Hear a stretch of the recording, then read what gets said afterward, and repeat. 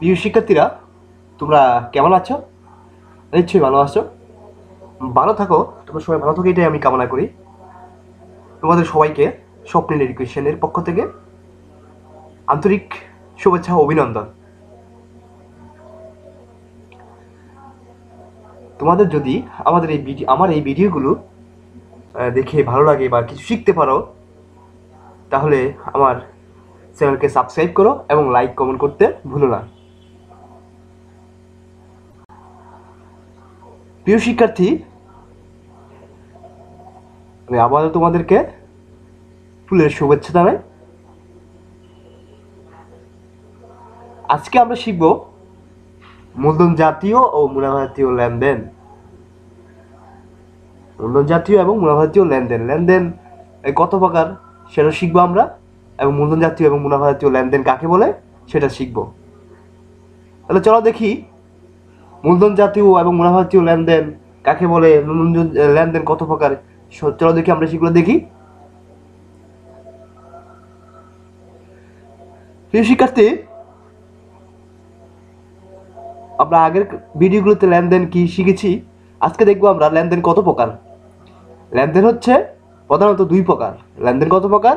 প্রধানত দুই প্রকার। কি কি? একটা হচ্ছে মূলধন জাতীয় লেনদেন, আরেকটা হচ্ছে মুনাফা জাতীয় লেনদেন।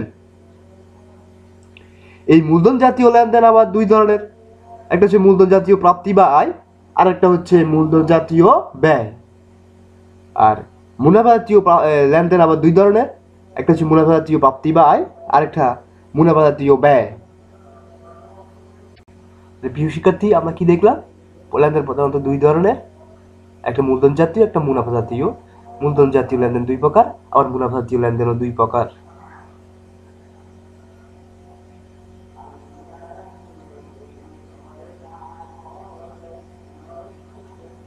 এখন আমরা দেখব মূলধন জাতীয় প্রাপ্তি বা আয় কাকে বলে।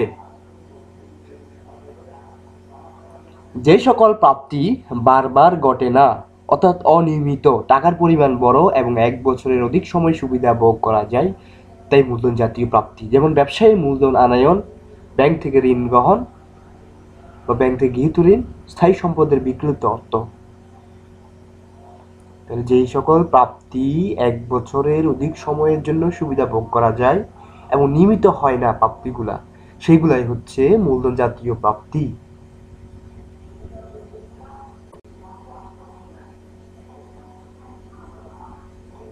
চলো দেখি আমরা একটা ছবির সাহায্যে বুঝি। তাহলে মালিক যদি ব্যবসায়ী কোনো মূলধন দেয়, তাহলে সেটা হচ্ছে মূলধন জাতীয় লেনদেন বা মূলধন জাতীয় প্রাপ্তি। আবার মনে করো ব্যাংক থেকে ঋণ গ্রহণ করলো, সেটাও মূলধন জাতীয় প্রাপ্তি। মালিক কিন্তু মূলধন দেয় 10 বছর 20 বছর, অনেক বছর সেটা ভোগ করে, ব্যবসা প্রতিষ্ঠানে থাকে সেটা। তারপর আমরা যদি ঋণ গ্রহণ করি, সেটা 10 বছর 20 বছর, অনেকদিন পর্যন্ত আমরা সেই ঋণের সুবিধা ভোগ করি। সেজন্য এগুলো হচ্ছে মূলধন জাতীয় প্রাপ্তি বা আয়। এরপরে দেখবো আমরা মূলধন জাতীয় ব্যয় কাকে বলে। যে সকল ব্যয় অনিয়মিত, টাকার পরিমাণ বড়, 1 বছরের অধিক সুবিধা ভোগ করা যায়, তাই মূলধন জাতীয় ব্যয়।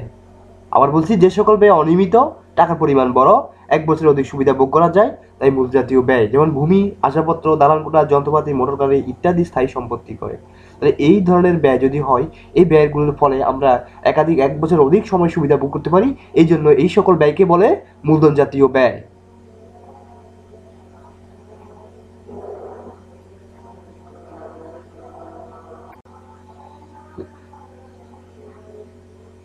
তাহলে আমরা এখন কিছু ছবির সাথে দেখি। এটা একটা দালান কোঠা। এইটা তৈরি করতে অথবা ক্রয় করতে অনেক ধরনের অনেক টাকার প্রয়োজন। লেনদেনের টাকার অঙ্ক অপেক্ষাকৃত বড়। এটা লেনদেনের টাকার পরিমাণ অপেক্ষাকৃত বড়। তারপরে মোটর গাড়ি ক্রয় বা গাড়ি ক্রয়, এটা 1 বছর অধিক সময় আমরা সুবিধা পাই বা টাকার অঙ্ক বড়। এই লেনদেনগুলো কি? এই লেনদেনগুলো হচ্ছে মূলধন জাতীয় ব্যয়। এরপর দেখবো আমরা মুনাফা জাতীয় আয় কাকে বলে। এরপর দেখবো আমরা কি মুনাফা জাতীয় আয় কাকে বলে।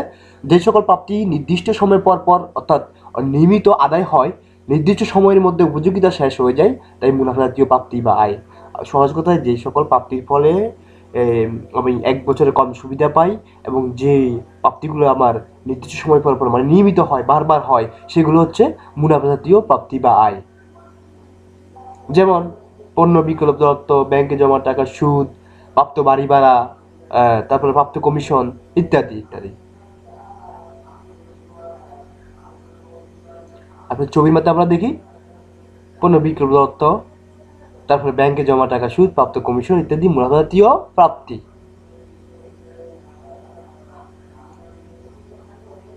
এরপর আমরা দেখি মুনাফা জাতীয় ব্যয় কাকে বলে।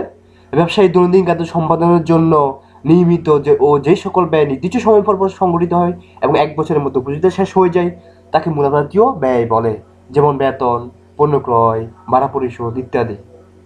তাহলে যে সকল ব্যয় ব্যবসার দৈনন্দিন কার্য পরিচালনার জন্য নিয়মিত হয়, বারবার হয় এবং অল্প সময়ের জন্য সুবিধা পাওয়া যায়, 1 বছরের কম সুবিধা পাওয়া যায়, ওই সকল ব্যয়কে বলে মুনাফা জাতীয় ব্যয়।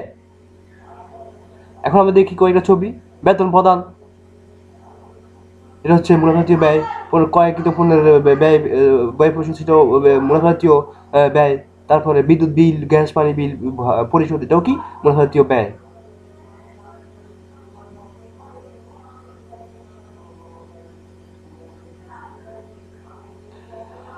প্রিয় শিক্ষার্থীরা, তোমার যদি আমার এই ভিডিওটা ভালো লাগে, যদি কিছু শিখতে পারো, তাহলে আমার চ্যানেলকে তোমরা সাবস্ক্রাইব করবে।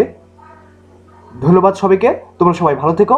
আবার আমি একটা ভিডিও নিয়ে আসবো, সুন্দর একটা ভিডিও নিয়ে তোমরা সবাই দেখবে আশা করি। ধন্যবাদ সবাইকে।